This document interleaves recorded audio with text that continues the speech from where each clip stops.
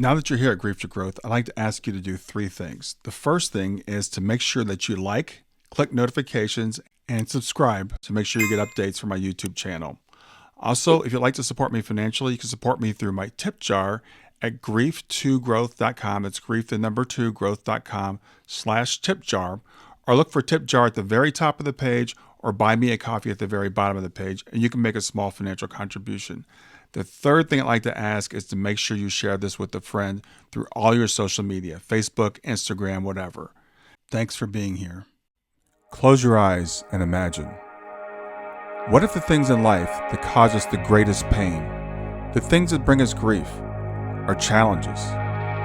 Challenges designed to help us grow, to ultimately become what we were always meant to be. We feel like we've been buried, but what if, like a seed, we've been planted? And having been planted, we grow to become a mighty tree. Now, open your eyes. Open your eyes to this way of viewing life. Come with me as we explore your true, infinite, eternal nature. This is Grief to Growth, and I am your host, Brian Smith. Hey everybody, this is Brian back with another episode of Grief to Growth. And today I've got with me Jenny Light. Jenny is a yoga elder. She's a psychologist, a meditation teacher on Insight Timer, which is an app that I use a lot. She's an author and she's an inspirational speaker. And she's from Ayrshire, Scotland. I'm not sure if I pronounced that correctly. Her spiritual upbringing was fostered by her parents' personal exploration of vegetarianism, yoga, Findhorn, and a deep love of multi-faith religious buildings. She had a Kundalini awakening as a small child, and she found yoga at the age of 9. She continued where she left off in her spiritual meditative path of many lifetimes, she says. She trained as a Dru Yoga teacher in 2000 and went on to train exclusively in Scaravelli Yoga before undergoing the esoteric spiritual training with the guru Paramahansa Yogananda through the Self-Realization Fellowship. So Jenny's actually written a meditation book. She's written a few books. Her long-awaited third meditation book is called Awakening the Lotus of Peace, Yoga Meditation for Inner Peace. That came out this year, in 2022. And it's a beautifully illustrated book of yoga meditations to experience and express peace in your life. So with that, I want to welcome to Grief to Growth, Jenny Light. Hello, thank you for having me, Brian. It's a pleasure to be here. Yeah, I'm really looking forward to talking to you about your journey. It sounds like your spiritual journey started pretty early. You had a Kundalini awakening experience as a child. Yeah, it was only as an adult I actually knew what it was. But as a child, I would have these expanded states of awareness that would occur quite spontaneously, usually in the middle of the night. I would wake up and I would be expanded to fill the room, and I'd fill the room with blue light. And I couldn't move my physical body at the time when these happened. But it was only as an adult I read about it and went, oh, that's what happened to me. So these happened spontaneously. At what age do you think they started? 5. Okay. Yeah. And did you ever discuss them with anyone, or how did you process that at the age of 5? Well, do you know, when you're a child, you have this assumption that everybody experiences what you experience. So I thought probably everybody has this. So I don't remember discussing it, or if I did, I can't imagine what language I would have used to kind of describe it. So probably my parents just dismissed it as, childish nonsense. Yeah, I find it's very common that children that have spiritual experiences, seeing spirit, having a Kundalini awakening experience, etc., they assume that everybody has it. So they just don't really think it's that big of a deal. Mm-hmm. I think that what it must have been for me, but it was when I was in my 20s, when I was doing spiritual healing training, and it all kicked off again, and I was, energies were too much for me, and I was in this expanded state again, and I had quite a rough time actually. There was feeling of wanting to vomit, the world spinning. I couldn't come close to people because their energies set me off again. It was really quite tough for a few years. I get a lot of people contacting me via the internet, you know, through my website, about their own experiences, and what worked for me is what I try and help people, so that if they are going through something similar, that they know that, first of all, there's a light at the end of the tunnel, i.e. that you will get on top of it at some point. And when it's really debilitating on what you're trying to, like, I was trying to keep a career going in teaching, like in education, and to try and keep that going at the same time as having these expanded states, it was very difficult. So on my website, I've got a blog which tells people what worked for me. And the big number one is to not meditate.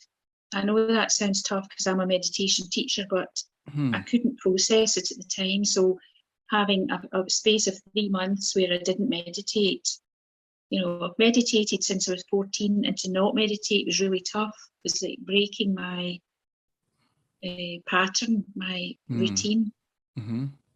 But it was imperative because it was just too much. Everything was too much until I got some handle on it, some control on this uncontrollable prana energies that were running through the spine into these expanded states. Yeah, for people who don't understand what a Kundalini awakening is, could you explain a little bit more what that means? The Kundalini is the prana energy that is latent in everybody. So for an unawakened person, this is it has a depiction of being wrapped 3.5 times round the base of the spine at the coccyx. So it's sleeping, it's dormant. And it has this association with it being like a snake, you know, coming up the spine and over the crown of the head onto the brow. But that Kundalini energy, as far as I'm aware, it can't be stimulated artificially. It has to come from a stage of spiritual development.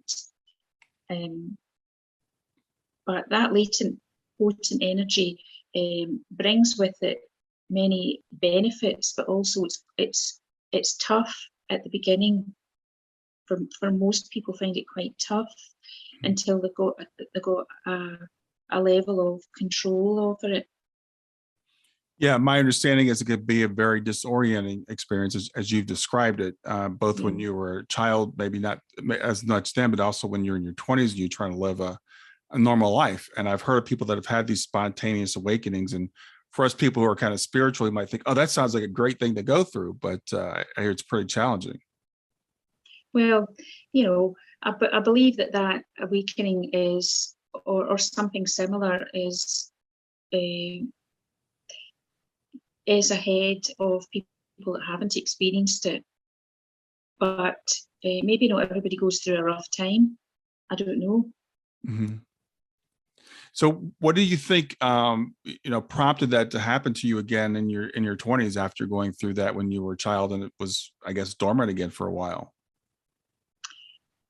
Yeah, that's a very good question. I think that as a child, you are still fresh from the previous incarnation, and that expanded state. I would have dreams of, I say dreams, they're not dreams, they're visions. They're more, I'm present in them, I'm conscious and awake of me being in a monk's outfit, you know, orange robes, sitting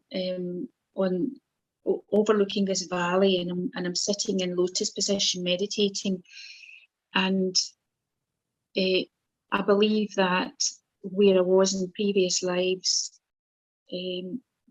was just showing up in childhood, and then who I am in this life has to start to play out. You know, your childhood states recede.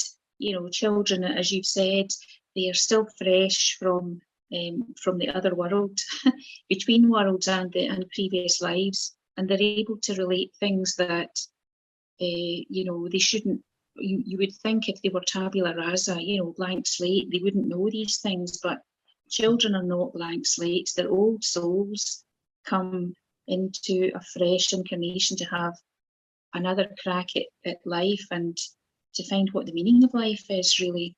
Everyone's finding their way. Yeah, I think that's very true. And it's just, I was going to say ironic, but I think everything happens for a reason. I was just discussing with someone reincarnation this morning, and they were saying, I don't believe in reincarnation because I'm a Christian and the Bible doesn't teach it. And I was just doing a little bit more research, and I was reminded of the research by Jim Tucker and Dr. Ian Stevenson at the University of Virginia with these children that remember a past life. And it's actually very common that children remember their past life, but then they kind of put it away for a while. Yeah, I think it's a stage of brain development where they're still fresh, still wet behind the ears from previous lives, and then the brain development, takes over, and their sense of ego identity in this life takes over, and those past life remembrances, probably from the age of 6, probably people are starting to move into who they are for this life, their identity for this life, and the previous, rememberings from childhood get shelved, but they don't go away. They're just shelved for a bit. Yeah, and that's the same is true for anybody that's had a traumatic experience in a previous life. Mm-hmm. It maybe becomes shelved for a bit, but it has to play out at some point because it needs to have an outlet. It needs to get release in this life, hopefully through some sort of healing procedure that they're going to be able to release that in this life. But I believe we come into this world with a primary agenda and possibly secondary ones. But the primary agenda is to know who you are, to find out who you yourself are.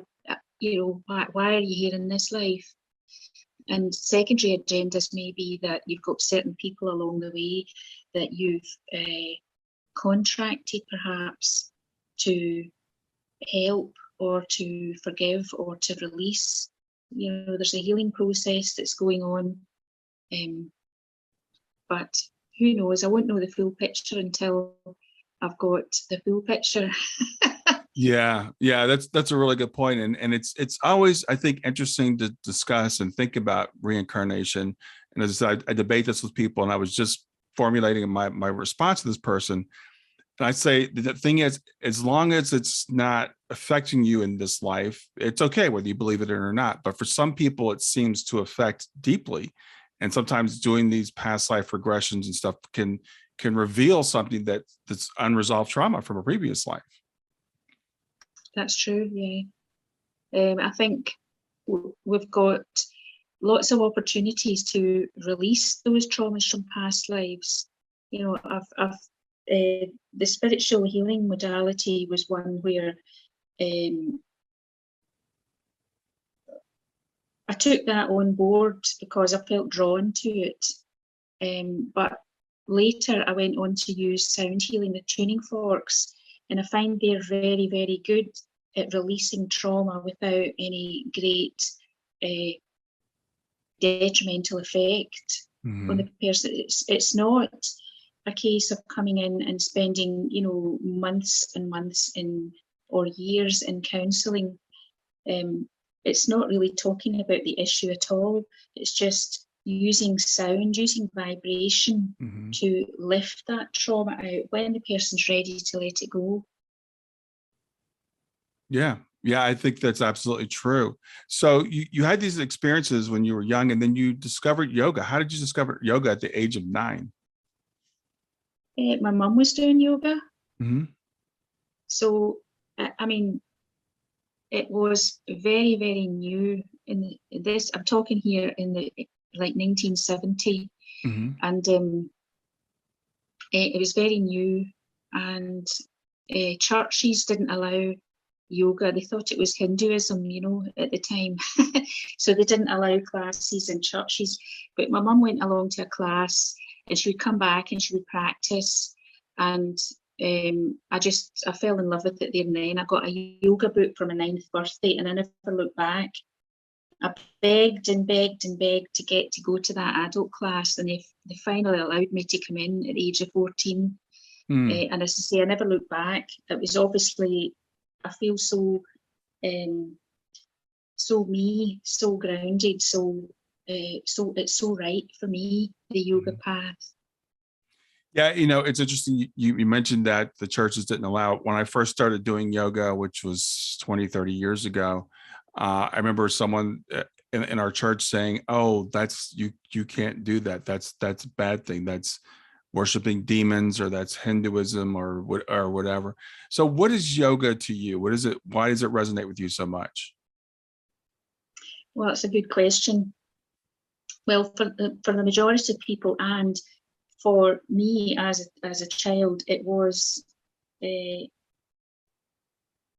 putting your body in strange positions. It was assuming these contortions, if you like. But as I got older, through my mid-teens, it was actually the meditation that I was interested in. So I did my own personal practice every day of physical yoga, but it was the meditation that I felt most drawn to, at that and the breathing. I must say, though, I had a chronic asthma as a child, so trying to do some of the breathing and some of the exercises themselves were quite challenging to me. But I grew out of all of that, and I think,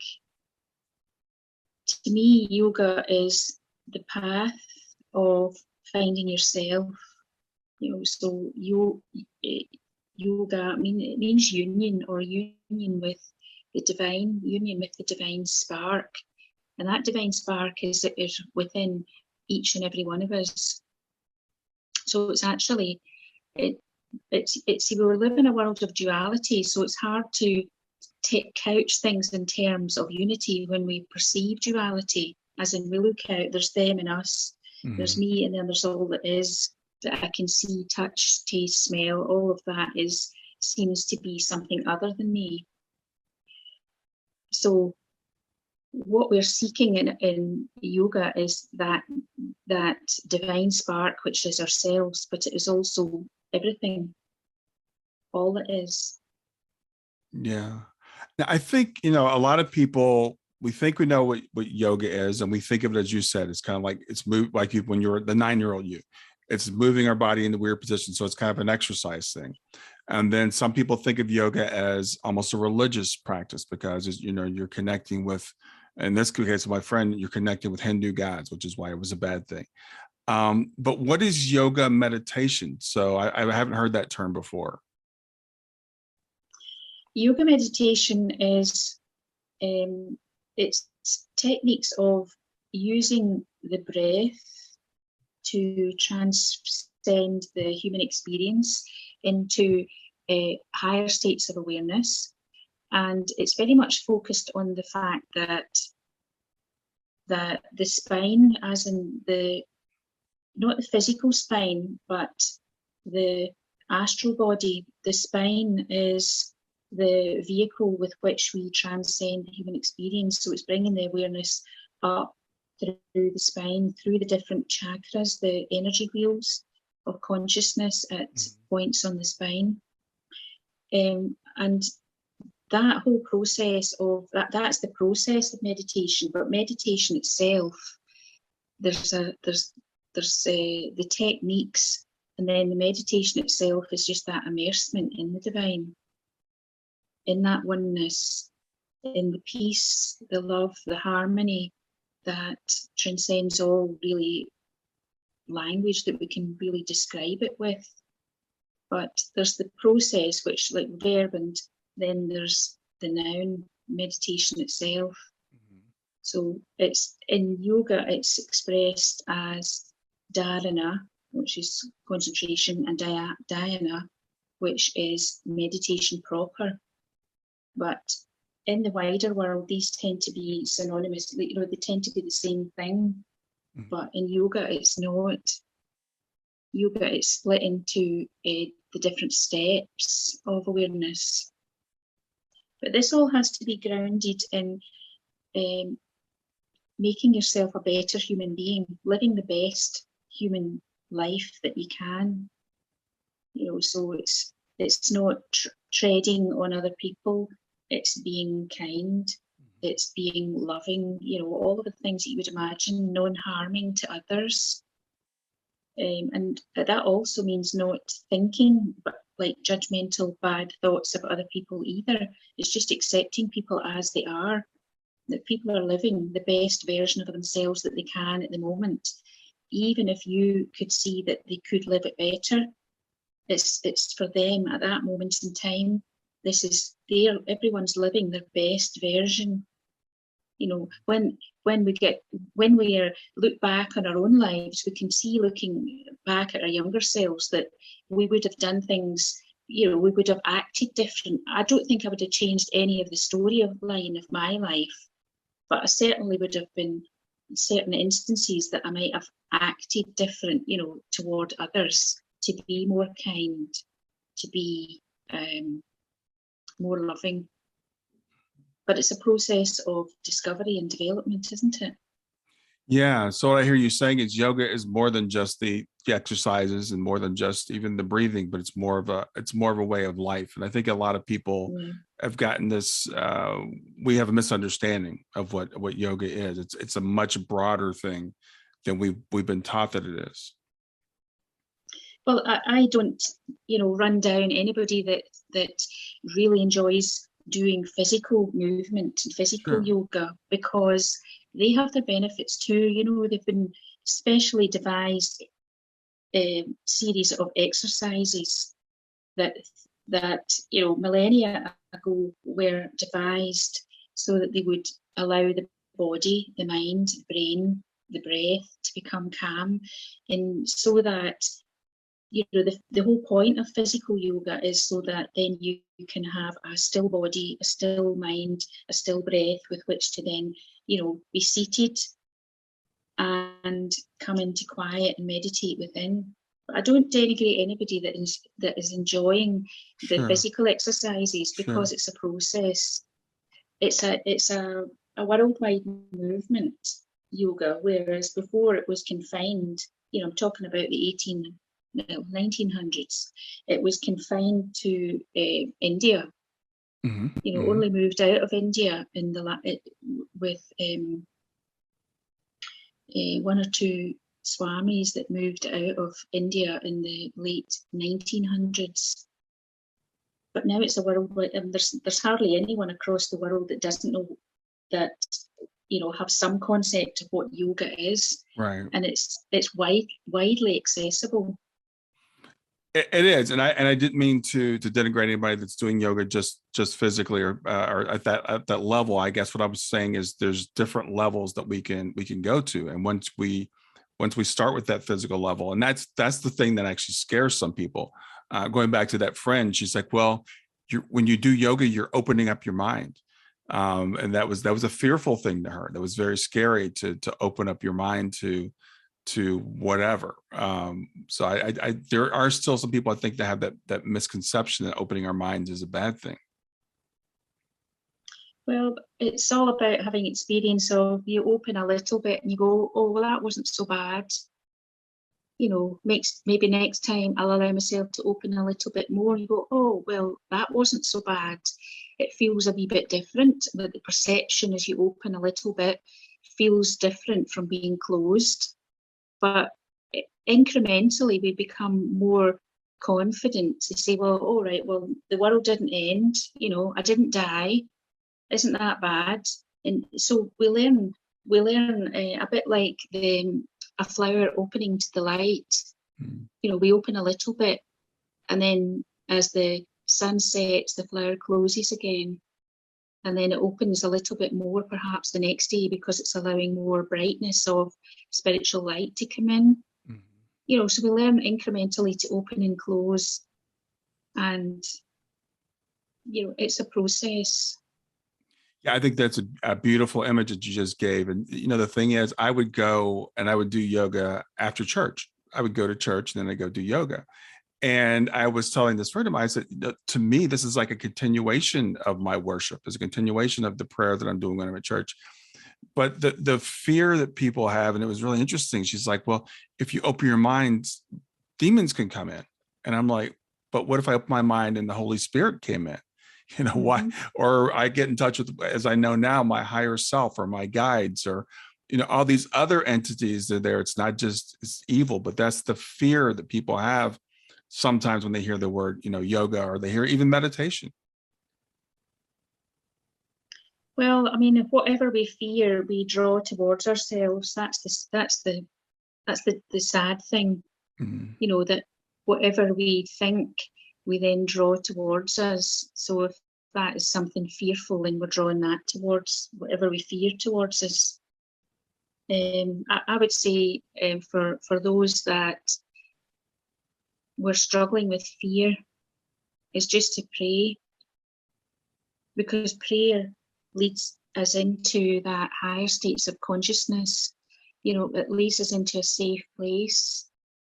So if you're Christian, then you might be praying to Jesus to support you, to guide you, to envelop you in love. This is non-denominational. Whatever words you know, whatever would be your go-to, whichever, you know, deity or personage, saintage that you would like to support you, prayer will take you there. Then there's no need to fear. Right, right. So I know you speak about meditation. So why do you think meditation is important? How does meditation help us? Well, I think without meditation, we would just continue to be a human doing, you know, like a robot going from A to B. We're not breaking the cycle of constant activity in the day. But with meditation, we break that. In many circles, it's this world is delusion. So what seems to be the story of this life and what seems to be so real is not reality. But when we come into a quiet state within, we actually start to touch not that busyness, not that constant activity. We actually start to touch the quiet, a calm within. And those states of calm then will build into deeper states of peacefulness, of feeling a peace and harmony that not only is within but around, a peace that extends everywhere. And I think meditation is important because in our busy lives, we need to use a circuit breaker to come into those moments of calm, with which we can then make more informed, more intuitive, better decisions, you know, about what's happening in life, things that we need to make changes or make choices in, that we come into that quiet within, so then it impacts on how we live our lives. Without that, we're just continually doing. Yeah, I think a lot of times in our society, we're actually addicted to that doing. And I love your phrase of, you know, you become a human doing as opposed to a human being. We don't even know who we are, and we're so uncomfortable with ourselves that the thought of sitting with ourselves and our own thoughts for 5 minutes terrifies some people. Well, even 2 or 3 minutes will make a difference if we sit and allow ourselves to come into calm. Yeah, I completely agree. And the people I mean, it has huge benefits, like for the physical body, for, you know, bringing the body into calm. So it means it's going to be more healthy when it's not in stress. It's better for the brain. It calms the whole nervous system. There's a whole host of physical and mental benefits, but primarily my focus is on, you know, spiritual, the emphasis on spiritual awakenings, on spiritual growth, is finding out who we are. But even just to take it on a physical level, a physical and a mental level, to allow the monkey mind to become not still, not empty, but quieter. Great benefits in that. Well, there is a mind-body connection that I think we don't give enough credit to. That, you know, that as the body goes, the mind goes, and vice versa.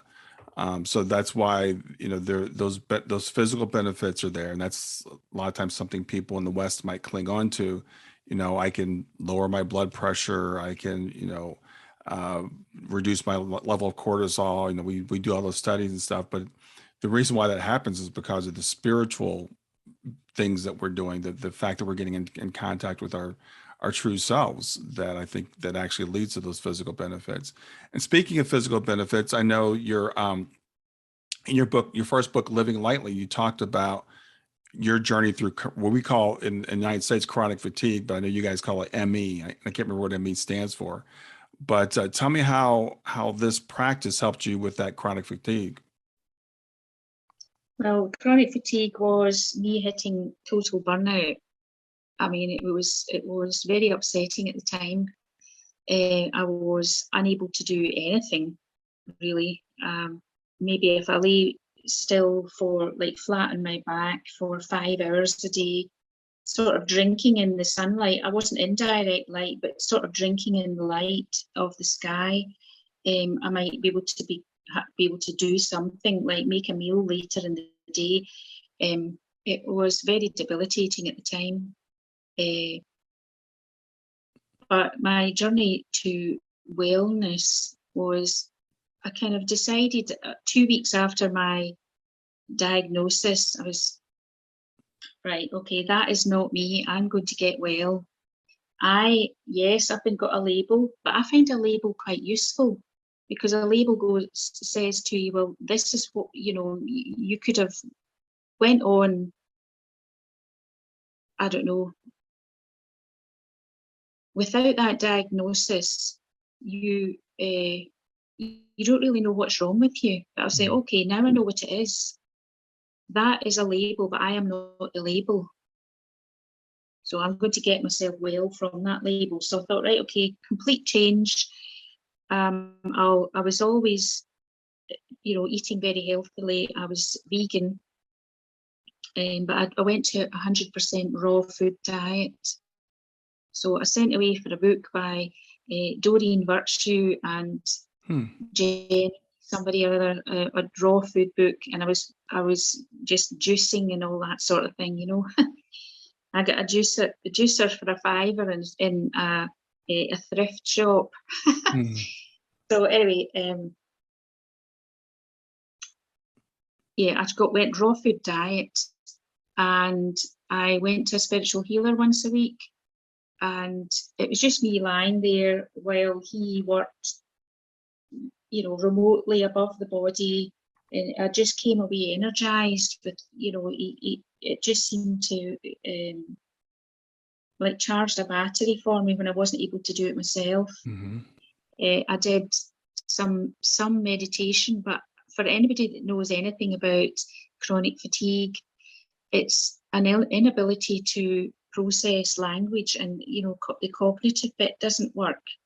So concentration on anything was like 1 or 2 minutes, and I couldn't process. Sometimes I would go to speak and I couldn't remember what I'd started the sentence to try and say. You know, it was really difficult. Sometimes I would watch people's mouth move and I couldn't process what they were saying. So the meditation, I would say, was more me going quiet within for about a minute and just to try and focus on my breathing. It was nothing esoteric, nothing fancy. It was just coming into a quiet within. We'll get back to Grief to Growth in just a few seconds. Did you know that Brian is an author and a life coach? If you're grieving or know someone who is grieving, his book, Grief to Growth, is a best-selling, easy-to-read book that might help you or someone you know. People work with Brian as a life coach to break through barriers and live their best lives. You can find out more about Brian and what he offers at www.grieftogrowth.com, www.grief2 growth.com, or text growth, GROWTH, to 31996. If you'd like to support this podcast, visit www.patreon.com/grief-to-growth, www.patreon.com/GRIEF, to make a financial contribution. And now, back to Grief to Growth. Positive thinking. As I say, I'm not that label. I am getting well from this. And also I used omegas. So it was a brand called Veg EPA. It's a high-end omega-3, 6, and 9. So it's a process.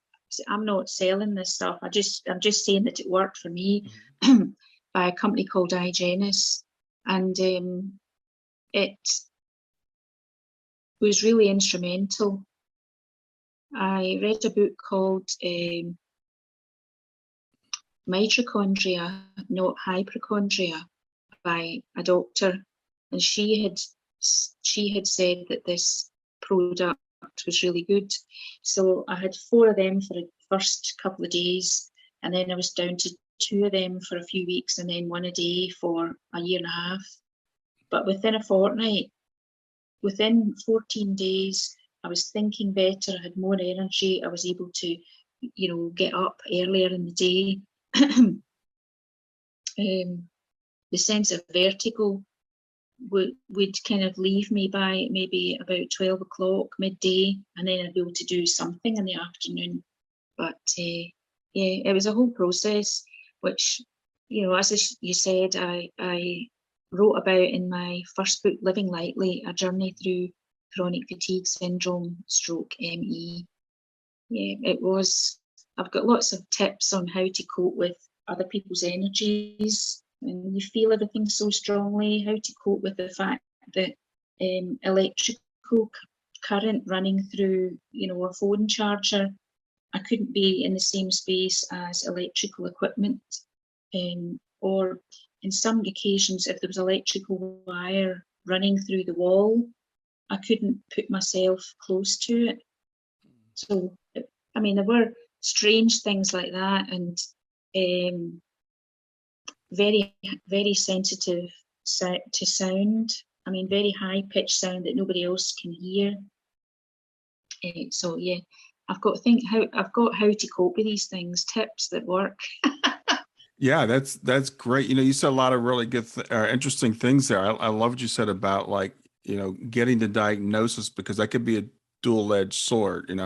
It's like before you have a diagnosis, people think, oh, there's just something wrong with me. I'm crazy, especially with chronic fatigue. There's a lot of that's all in your head. It's not a real thing. But then you get the diagnosis, but then we have to be careful not to say, well, that's the label. That's who I am. It's like, so now well, this is what I have, but that's not who I am. I love the way that you said that. I don't have to accept this. And there's a combination between the physical and the spiritual and the mental, the things that you've done. The raw food diet, and was one thing, and taking the EFAs, the essential fatty acids, that was a way of helpful, but also going to see a spiritual healer. I'm a big believer in all of the above, so we can use Western medicine and we can use other things.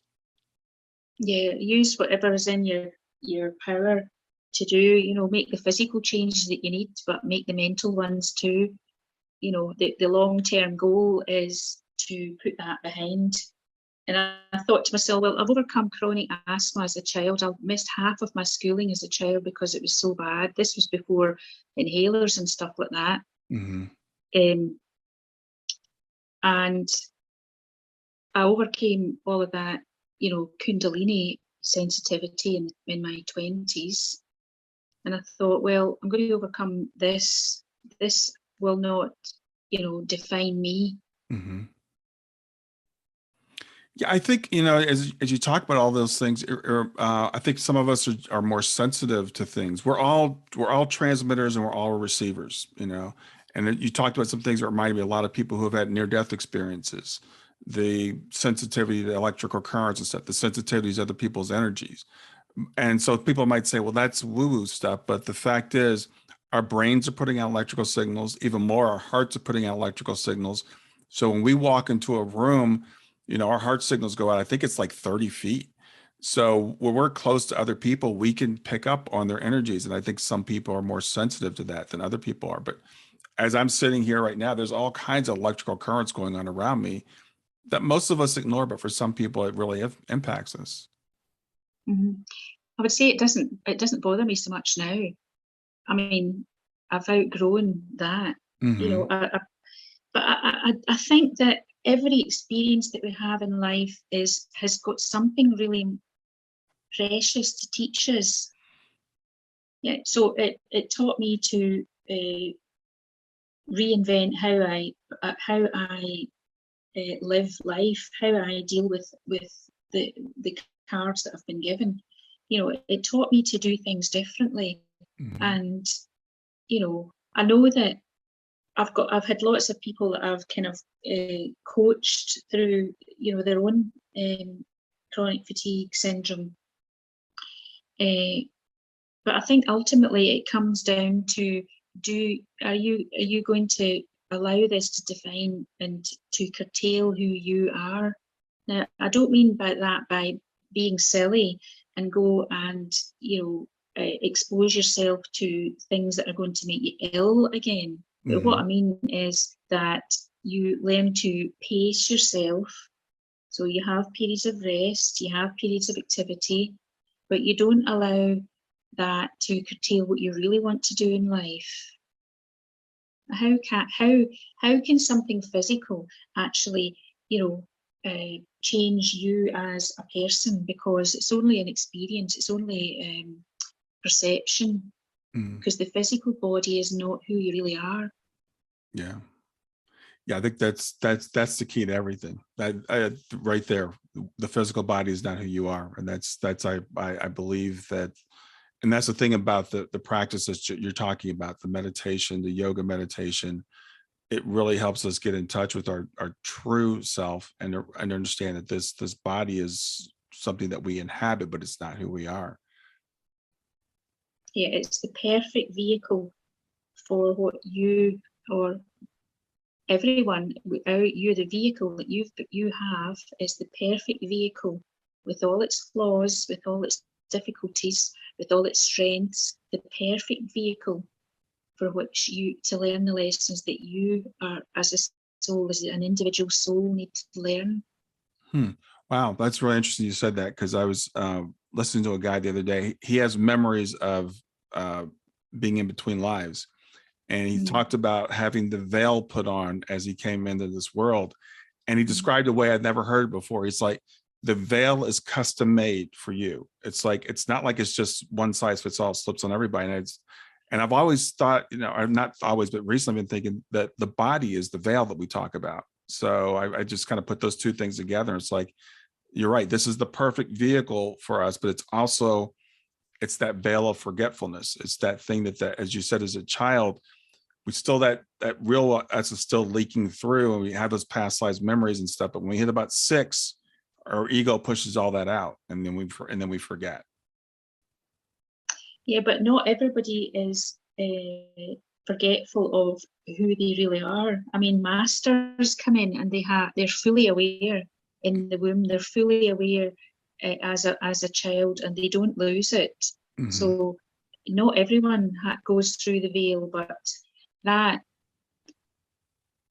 forgetfulness is actually for our benefit, because if you're having a fresh start, a fresh stab at life, as in this incarnation, you're not going to be held back by, maybe traumatic events that have happened in a previous life, because you don't remember them. You perhaps have some residual fears and all that sort of thing, but you don't remember the events, and that's actually a kindness.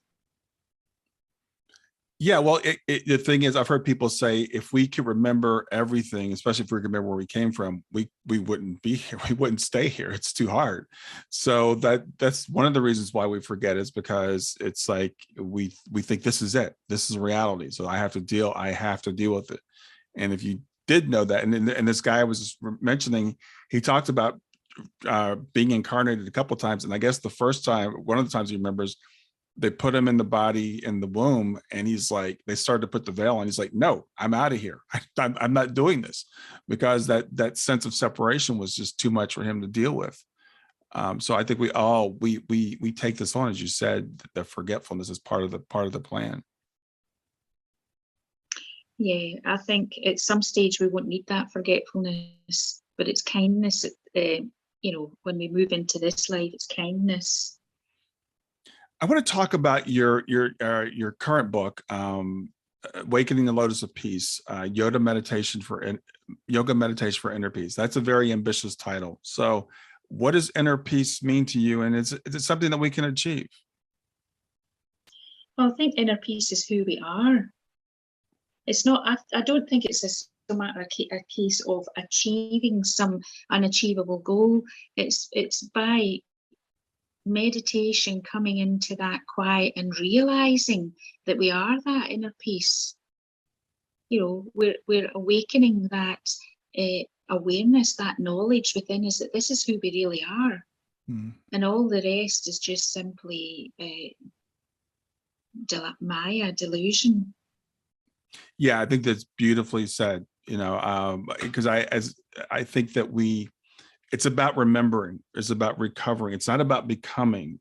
And I love that. It's just what you said. It's not about achieving inner peace. It's about finding it. It's about finding that it's already there. It's in there. It's interesting because in my experience, the heart has many veils, and that our stages of development are going through different veils of separateness in the heart. The heart is the perception that you are separate from I, as myself. That there's this that there's you, and then there's other beings. There's you, and then there's God, or the Great Spirit, or whatever you would like to term. But the heart, the more that you meditate and the more that you practice becoming open and let go of those traumas, those fears, those instances where there's a tendency to blame others for all of your difficulties, or there's a feeling of guilt that you're to blame for everybody's difficulties. We let all of these things go, and each meditation can be a lovely handing over. In my early days, I used to use my hands, and when I was coming into meditation, I would imagine that I was scooping something out of my heart and physically use my hands to hand it over. Like, this weight I give thee, is not I. This weight I give thee. It's just letting go. The process is always about letting go. It's about surrendering, letting go. And the veils start to fall off the heart until it's just this huge, open, loving generator. Yeah. So in your book, it's described as a spiritual workbook of yoga practices. So what types of practices could we find in the book? Well, I've got, most of them are breath techniques, so easy breath techniques. I like to talk in simple everyday language. I don't like to couch whatever I've got to say in fanciful or elitist language, but something that everyone can touch, so simple. Because you change the breath, you change the brain waves, you change the state of consciousness in that order. So there's different breath practices throughout. There's a little bit about physical yoga, because for some people they've got a very restless body. It's fidgeting, they can't sit still. So physical yoga has its place. So using a few well-chosen yoga postures just to try and get the body to ditch its restlessness, so that you can then sit for a few minutes. There's quite a bit about introspection. So maybe we're looking at issues that you might have around guilt. There's a whole chapter on the doshas, the 6 deadly sins, as it were, that's to do with the sacral chakra. So that's looking at deceit, pride, lust, greed, guilt, and hate. And it's about having an introspection, going into quiet, into meditation, and asking yourself key questions about this. How much of that am I holding on to, and can I let it go? So I think the first thing really is to realise that there's some aspect of yourself that is holding on to something that's weighty, and then just to release it, to make the decision that this is the time. I can let this go now. This doesn't define me. It may be I allowed it to define me maybe earlier in this life or previous lives, but I'm not allowing it to define me any longer. I see that it is not me.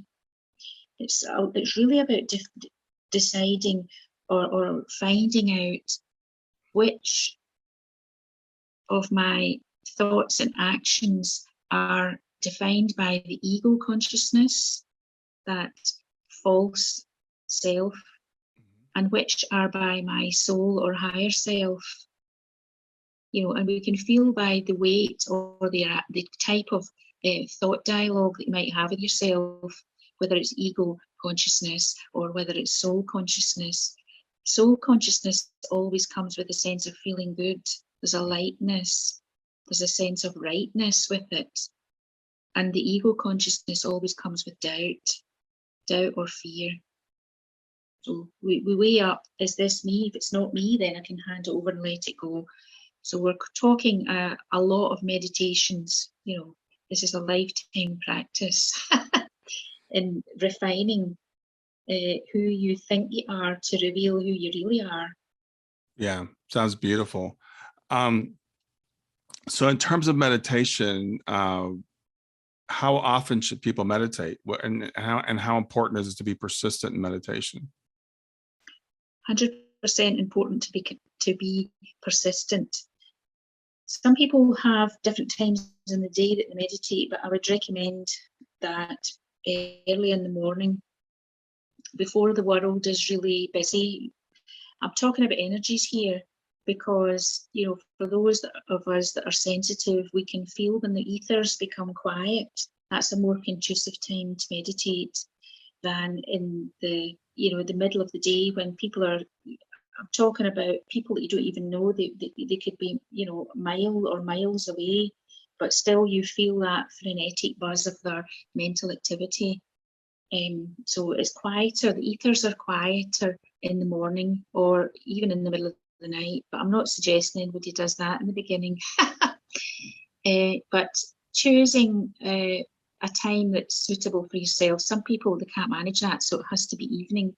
But I find the mornings are where you have come fresh, the soul has had a rest, to say you've had sleep. So the body, the mind wakes up, it has a freshness to it. So there's a kind of clean slate, a new day to start.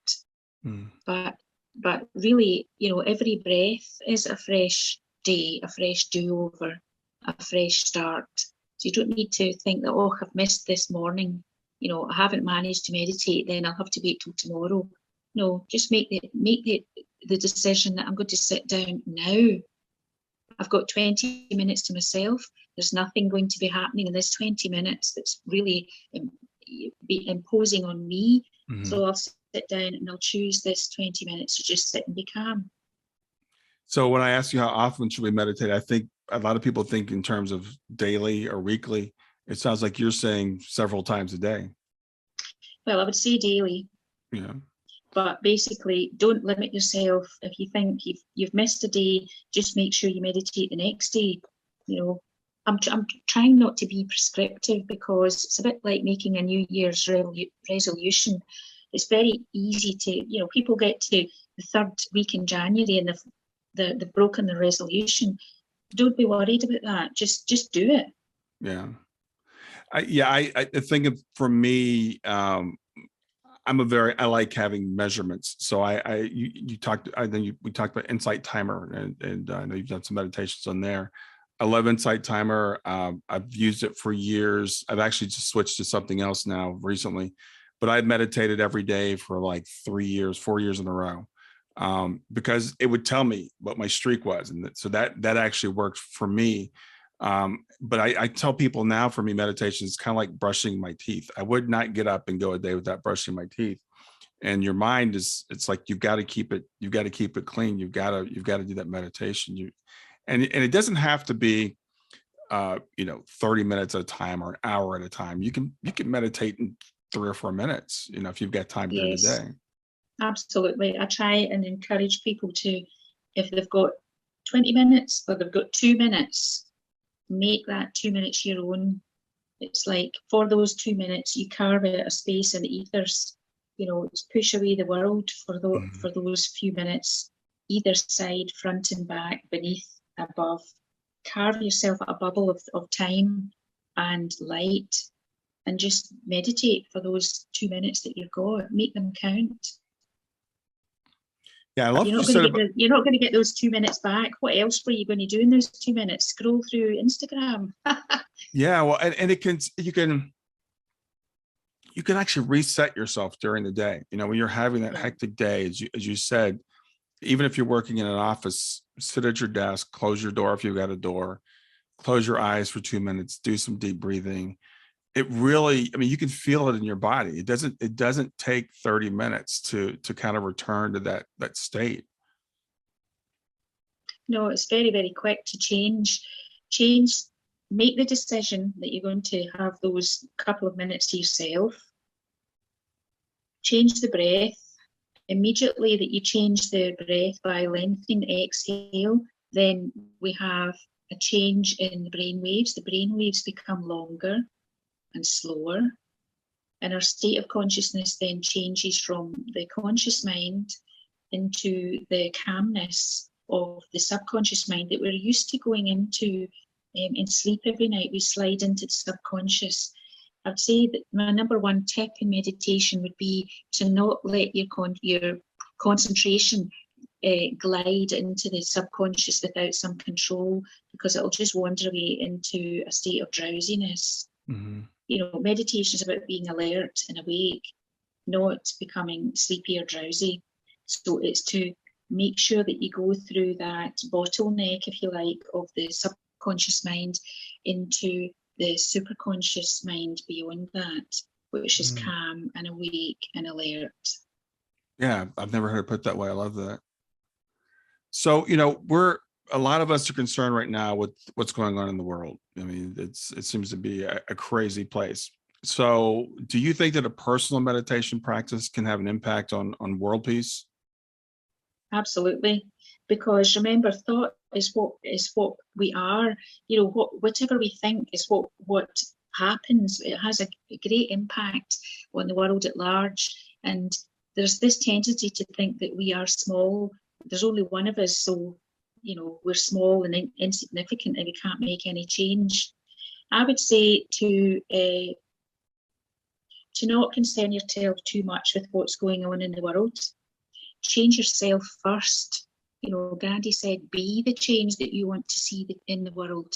So that means that you do your meditation practice and you do the kindly acts that you can, but make your parting, the end of your meditation practice, make it so that you are sending out your waves of peace that you gained in meditation, that you've dropped into, that you've tuned into, shall I say, that you send those waves of peace out into the world without any thought of who they might affect or what they might affect. Just send them out anyway, and you won't be alone. Yeah, peace for some people tend to be synonymous with the opposite of war. Peace and war are two opposites, and I would say that they're not. Peace is a state in its own right. It's not the opposite of anything. And just to send that peace out into the world. You can make huge change just by doing that. You change the ethers for the lot of us. Your small act, quiet act that isn't being we are broadcasting, but you're not necessarily saying to anybody, your small act does make a change in the world. And the ethers change. There's that where we all touch in consciousness, the human consciousness, that mass consciousness. We feel your calmness. We feel your peace emanating. Mm.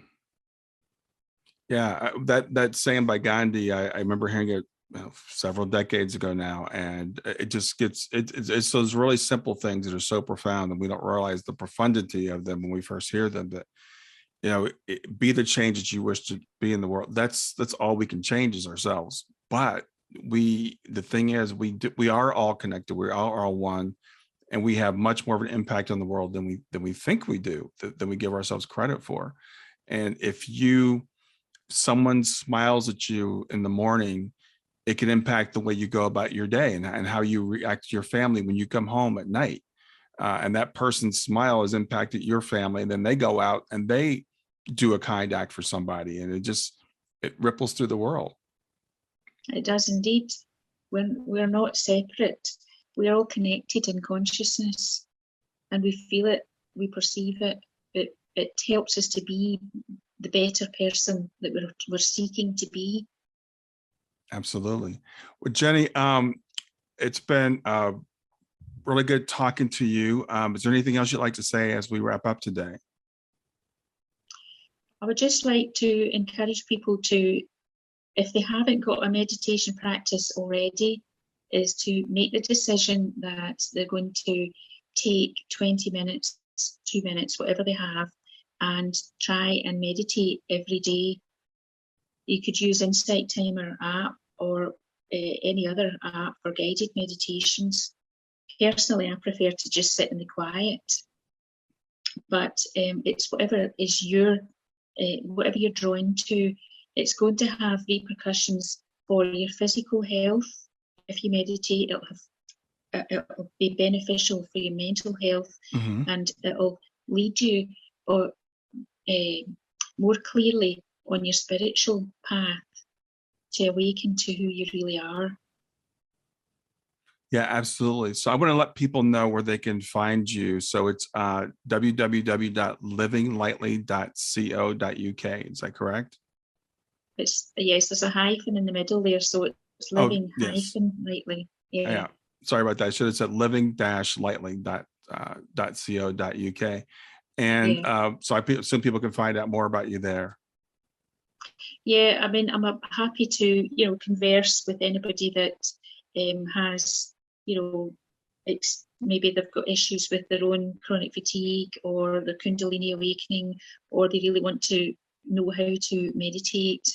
I've got some 6 free physical yoga. It's very gentle yoga, and meditation sessions. So there's 6 half-hour sessions for free up on my site. So it links to YouTube. So people can. Yeah. That's awesome. I'll put the link in the show notes. But Jenny, it's been really, really great getting to talk to you today and getting to know you. Thanks for being here. Oh, it's been lovely speaking to you, Brian. Have a lovely day. Yeah, you too. Bye. Bye. Don't forget to hit that big red subscribe button, and click the notify bell. Thanks for being here.